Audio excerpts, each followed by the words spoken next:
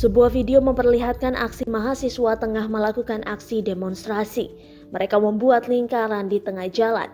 Sebagian besar mahasiswa tersebut bertelanjang dada.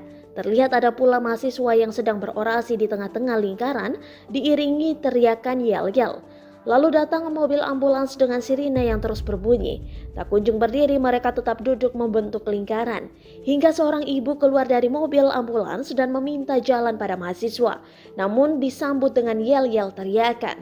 Video tersebut pun viral di media sosial. Salah satunya diunggah oleh akun Instagram @underly48 pada Rabu 3 November 2021. Diketahui pada keterangan video tertulis kronologis kejadian. Mobil ambulans tersebut akan menuju RSUD Sumeneb. Namun dihalangi oleh mahasiswa PMII yang melakukan aksi demonstrasi dan bakar ban di depan kantor Pemda Sumeneb. Sopir ambulans berusaha memberi pengertian pada mahasiswa, namun tak diberikan, sehingga mobil ambulans akhirnya harus putar arah dan mengambil jalur lain. Atas kejadian tersebut, banyak warganet yang merasa geram melihat tingkah mahasiswa.